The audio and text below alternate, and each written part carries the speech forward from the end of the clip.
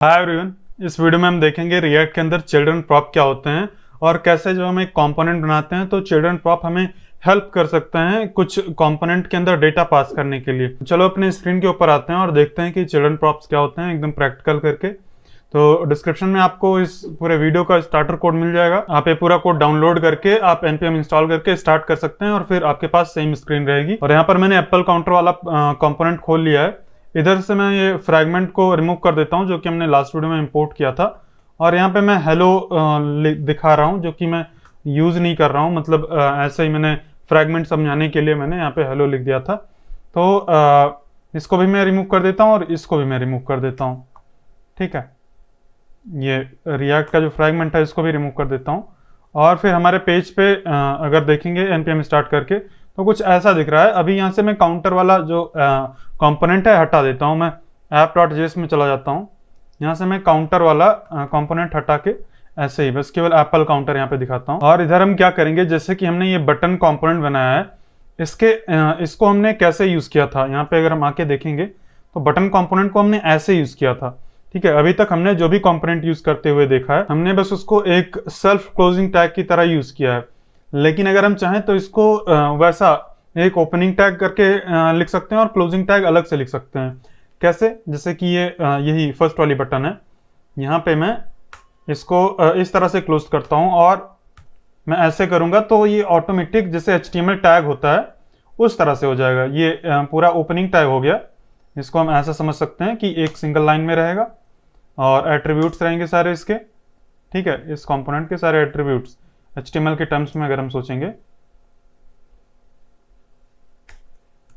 तो एक सेकेंड, ये देखो एकदम HTML की तरह लग रहा है। हमें लग रहा है कि कोई हम एट्रीब्यूट HTML के ऊपर डाल रहे हैं। और ये ओपनिंग इसका टैग है पूरा यहाँ से यहाँ तक, और ये पीछे वाला इतना इसका क्लोजिंग टैग है। तो इस तरह से भी हम एक कंपोनेंट को यूज कर सकते हैं और वो चलेगा एकदम नॉर्मली। ठीक है, एकदम सही से चलता है। लेकिन यहाँ पर जब हम इस तरह से करते हैं तो हमारे पास एक और फीचर आ जाता है, एक और फंक्शनलिटी आ जाती है कि हम इसके अंदर कुछ पास कर सकें। यहाँ पे हम कुछ इसके अंदर पास कर सकें, जैसे कि मैं यहाँ पे कर देता हूँ हेलो।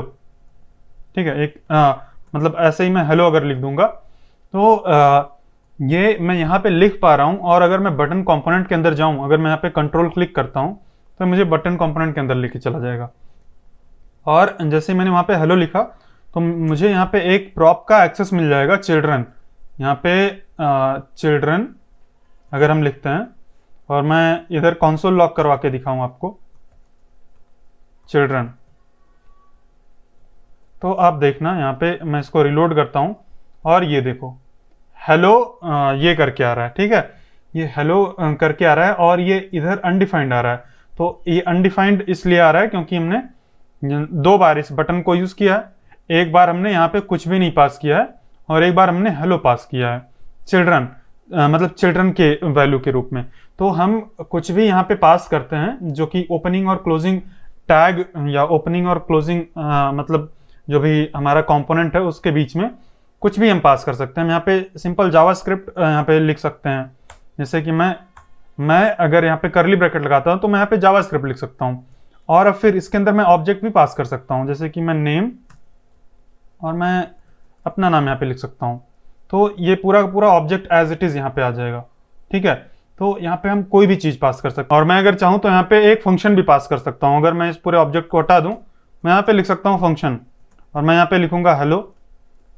और यहाँ पे मैं कंसोल लॉक कर सकता हूँ या रिटर्न कर सकता हूँ कुछ भी, जैसे कि मैं यहाँ पे हेलो यहाँ पे कंसोल लॉक करवा रहा हूँ।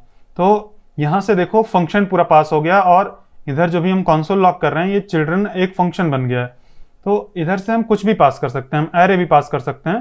बेसिकली ये सिंपल जावास्क्रिप्ट है, यहाँ पे हम कुछ भी पास कर सकते हैं। एक एरे क्रिएट कर सकते हैं, हम एरे के अंदर कोई भी स्ट्रिंग डाल के हम पास कर सकते हैं। देखो ये एरे यहाँ पे आ गया है। तो ये बहुत अच्छी बात है, तो हम पास कर सकते हैं। लेकिन आप सोच रहे होंगे इसका यूज क्या है, अगर हम पास कर सकते हैं तो यूज क्यों करेंगे। तो इसको हम यूज उस केस में करते हैं जैसे कि हमने बटन के ऊपर हमने लेफ्ट एरो और राइट एरो के लिए कुछ वो दिया था, मतलब लेफ्ट एरो अगर हो तो लेफ्ट एरो दिख जाए और राइट एरो हो तो राइट एरो दिख जाए वहाँ पे हवर करने पे।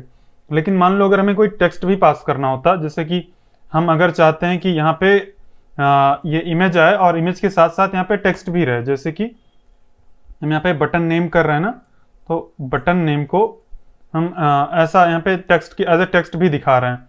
हालांकि स्टाइलिंग एकदम सही नहीं है, लेकिन ये समझ आ रहा है कि ये लेफ्ट एरो है, ये राइट एरो है। और इसको हम स्टाइलिंग भी दे सकते हैं, अलाइन आइटम सेंटर कर देंगे। अगर CSS में हम चलें यहाँ पे, तो जो बटन है इस पे डिस्प्ले फ्लेक्स लगा के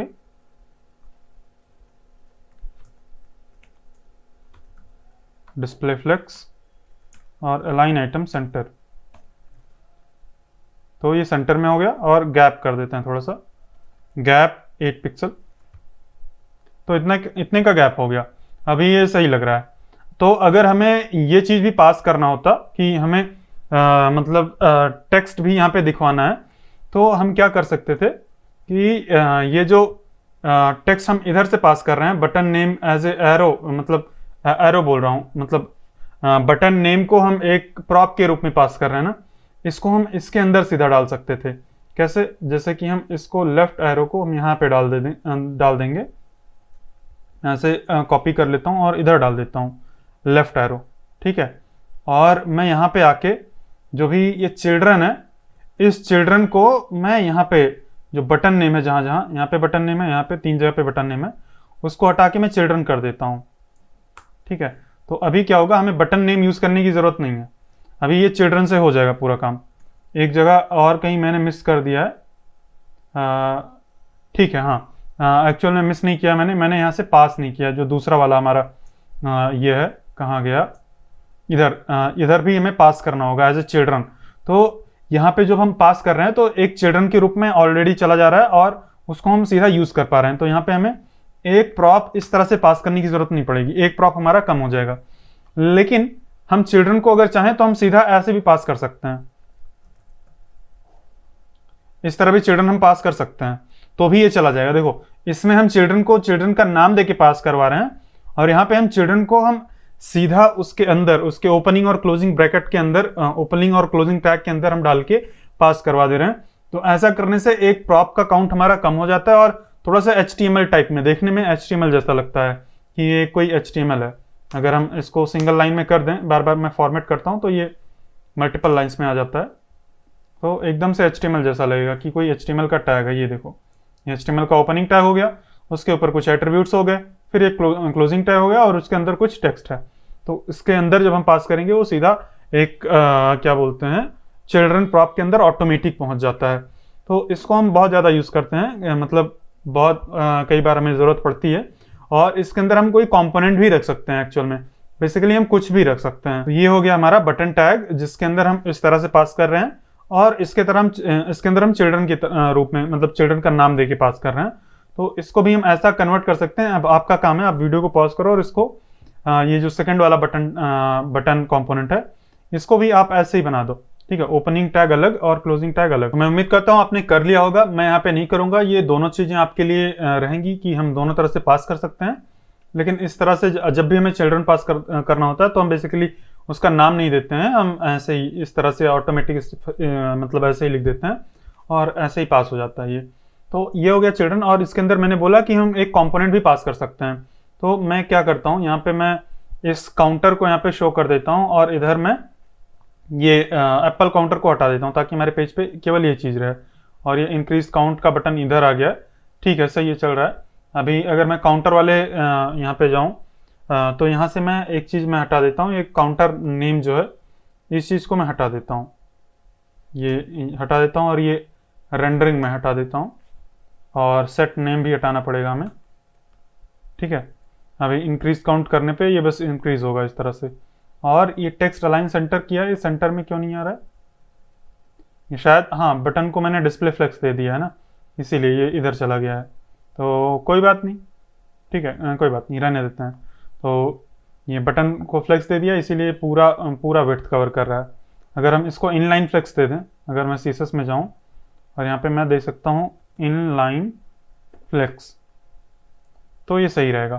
तो वो बटन जो हमारा था, अगर मैं ऐप में जाके एक बार फिर से इसको अनकमेंट करके दिखाऊं, तो ये भी फिक्स हो गया और ये भी फिक्स हो गया, दोनों सही है। तो इनलाइन फ्लेक्स भी हम यूज़ कर सकते हैं, ये CSS की सिंपल प्रॉपर्टी है। इसको मैं क्लोज कर देता हूँ। और यहाँ पे जैसे कि हमारा ये काउंटर कंपोनेंट है, तो इसके अंदर हम कोई भी दूसरा कंपोनेंट पास कर सकते हैं। कैसे? मैं इसको ओपनिंग और क्लोजिंग ब्रैकेट के रूप में लिखूंगा। मैं यहाँ पे इस तरह से मैं करूंगा, ऑटोमेटिक ये ओपनिंग और क्लोजिंग ब्रैकेट के रूप में बन गया है ये।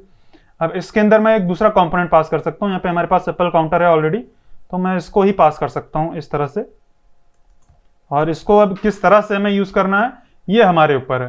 ठीक है, हमने पास कर दिया। अब ये चिल्ड्रन, जो इसका चिल्ड्रन है, यहाँ पे आ जाएंगे। अगर हम चिल्ड्रन प्रॉप को एक्सेस करने की कोशिश करेंगे, यहाँ पे अगर हम चिल्ड्रन लिखें,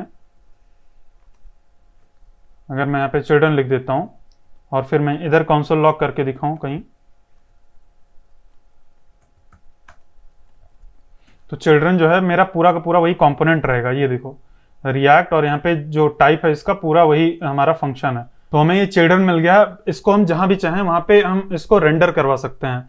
जैसे कि अगर मैं यहाँ पे आ जाऊं सबसे नीचे, यहाँ पे अगर मैं कर्ली ब्रैकेट ओपन करके ये मैं इसको चिल्ड्रन को यहाँ पे रख देता हूँ, तो मेरा ये पूरा जो कंपोनेंट है इधर रेंडर हो जाएगा, क्योंकि हमने यहाँ पे कंपोनेंट एज ए कंपोनेंट पास कर दिया है इधर। तो हम इसको एज अ मतलब कंपोनेंट हम ऐसे यूज कर सकते हैं। अब इसको हम उस तरह से नहीं करेंगे, ये पूरा का पूरा एक रिएक्ट का एलिमेंट बन चुका है। अब इसको हम सीधा कर्ली ब्रैकेट लगा के कर देंगे। हम इसको उस तरह से नहीं करेंगे। कैसे? हम इसको इस तरह से नहीं करेंगे। चिल्ड्रन अगर हम करेंगे तो ये एरर देगा। ठीक है, ये एक वार्निंग दे रहा है। ये वार्निंग दे रहा है कि tag children is unrecognised in the browser. इसको समझ नहीं आ रहा है, इसको लग रहा है कि कोई हम चिल्ड्रन टैग रेंडर करने की कोशिश कर रहे हैं, और इसने रेंडर भी कर दिया चिल्ड्रन को एज ए टैग, एक सिंपल HTML टैग की तरह रेंडर कर दिया। एक चीज अगर हम ट्राई करें, इसको हम डिस्ट्रक्चर जब कर रहे हैं तो इसको हम कैपिटल लेटर में कर दें। जैसे कि इसको डिस्ट्रक्चरिंग में ही इसको हम इस तरह से कर सकते हैं। इसका हम नेम चेंज कर सकते हैं। मैं यहाँ पे कर देता हूँ, क्या नाम था, एप्पल काउंटर। ठीक है, ये एप्पल काउंटर हो गया। अभी मैं इसको अगर यहाँ पे एप्पल काउंटर दे दूं तो भी ये देखो यहाँ पे कोई एरर आ गई। ठीक है, तो हम इस तरह से नहीं कर सकते हैं एक्चुअल में, ये एरर आ जाएगी, क्योंकि ये ऑलरेडी एक उसमें कन्वर्ट हो चुका है, एक एलिमेंट में, रिएक्ट के एक एलिमेंट में कन्वर्ट हो चुका है। तो अब हमें इसको कर्ली ब्रैकेट के अंदर ऐसे एज इट इज डाल देना है। अभी सही से काम करेगा, और हमें इसको रीनेम करने की जरूरत नहीं है। एज ए चिल्ड्रन जैसे भी हमने पास किया था, एज ए चिल्ड्रन हम इसको रेंडर करवा देंगे, तो एकदम सही से चलेगा। तो इस तरह से भी हम कई बार यूज करते हैं। हम एक कंपोनेंट के अंदर हम दूसरा कंपोनेंट पास कर देते हैं, और फिर उस कंपोनेंट के अंदर हम उस जो पास हुआ कंपोनेंट है एज ए चिल्ड्रन उसको रेंडर करवा देते हैं। तो ये एक दूसरा पैटर्न हो गया जिस केस में हम चिल्ड्रन को यूज करते हैं। और अगर हम कुछ भी नहीं पास करते हैं, जैसे कि हमने यहाँ से कुछ भी नहीं पास किया है, मतलब अगर हम कुछ भी नहीं पास करते हैं, इसको मैं यहाँ पे अगर एम्प्टी रखता हूँ, तो ये अगर हम चिल्ड्रन को कंसोल लॉक करें तो ये नल रहेगा। अगर मैं यहाँ पे कंसोल लॉक करूँ चिल्ड्रन, तो बाय डिफॉल्ट ये नल रहता है जब हम कुछ भी नहीं पास करते हैं। अभी यहाँ पे शायद एम्प्टी स्ट्रिंग पास हो गया होगा, क्योंकि हमने यहाँ पे इस तरह से कर दिया ना यहाँ पे, तो एक एम्प्टी स्ट्रिंग आ गया होगा। अगर मैं ऐसा कर देता हूँ और रिलोड करता हूँ तो भी अभी नहीं दिख रहा है। अगर मैं इसको सिंपल क्लोजिंग, सेल्फ क्लोजिंग कर देता हूँ, तो भी यहाँ पे मुझे कुछ दिख नहीं रहा है। एक बार मैं इधर आ जाता हूँ। मैंने कंसोल लॉग तो किया था, मैंने किधर कर दिया है कंसोल लॉग? मैंने काउंटर, मेरा काउंटर है इधर, मैंने कंसोल लॉग कहाँ किया? किसी दूसरे के अंदर कर दिया क्या? हाँ, मैंने इधर बटन के अंदर कर दिया, इसीलिए मुझे नहीं दिख रहा है। ठीक है, मुझे इधर कंसोल लॉक करना है काउंटर के अंदर। यहाँ पे अगर मैं कंसोल लॉक करता हूँ चिल्ड्रन, तो इधर देखो ये अनडिफाइंड है, नल नहीं रहता है, अनडिफाइंड रहता है। मुझे एग्जैक्टली याद नहीं था, तो ये अनडिफाइंड रहता है। और अगर हम इसको वैसा कर देते हैं तो भी ये अनडिफाइंड रहेगा, क्योंकि हम कुछ नहीं पास कर रहे हैं। और अगर हम इसमें एक न्यू लाइन ऐसा कुछ कर देंगे तो भी अभी अनडिफाइंड है। तो बेसिकली जब भी हम कुछ पास नहीं करते हैं इसके अंदर, तो ये अनडिफाइंड रहता है। जैसे हम कुछ पास कर देंगे, यहाँ पे कुछ भी लिख देंगे, तो वो वैल्यू हो जाएगी यहाँ पे। तो इस तरह से हम चिल्ड्रन को पास करते हैं, और हम चिल्ड्रन को यूज़ करते हैं और एक्सेस करते हैं। कई बार हमें ज़रूरत पड़ेगी। अभी हम रिएक्ट के कुछ बेसिक फंडामेंटल चीज़ें देख रहे हैं। एक बार हम बेसिक फंडामेंटल चीज़ें देख लेंगे, उसके बाद हम प्रोजेक्ट बेस्ड लर्निंग करेंगे। हम एक प्रोजेक्ट बनाएंगे और उस प्रोजेक्ट को बनाते टाइम ये जो चीज़ें हमने सीखी हैं अभी तक, जो भी कॉन्सेप्ट हमने सीखे हैं उस कॉन्सेप्ट को यूज़ करेंगे, और जो भी साथ साथ कोई नया कॉन्सेप्ट अगर हमें सीखने की ज़रूरत पड़ेगी तो वो भी सीख के फिर हम अपने प्रोजेक्ट में यूज़ करेंगे। लेकिन अभी हमें कुछ बेसिक फंक्शनलिटीज़ आनी चाहिए, मतलब बेसिक फीचर्स आने चाहिए जिसका यूज़ करके हम प्रोजेक्ट कम से कम स्टार्ट कर सकें और एक सर्टेन लेवल तक बना सकें। तो अभी एक दो चीज़ें और बाकी हैं जो कि अभी हमें सीखना है, उसके बाद हम प्रोजेक्ट बनाना स्टार्ट कर देंगे। तो मैं उम्मीद करता हूँ आपको चिल्ड्रन काफ़ी अच्छे से समझ में आ गया होगा कि चिल्ड्रन का क्या काम होता है, कैसे हम चिल्ड्रन को पास कर सकते हैं और चिल्ड्रन को हम कैसे यूज़ करते हैं। तो मैं उम्मीद करता हूँ आपको ये वीडियो अच्छी लगी होगी। अगर आपका कोई भी डाउट है इस टॉपिक से रिलेटेड या किसी भी टॉपिक से रिलेटेड तो आप कमेंट में पूछ सकते हैं, और आप चाहें तो टेलीग्राम ग्रुप ज्वाइन कर सकते हैं, डिस्क्रिप्शन में आपको उसका लिंक मिल जाएगा। और मिलते हैं नेक्स्ट वीडियो में, तब तक के लिए बाय बाय।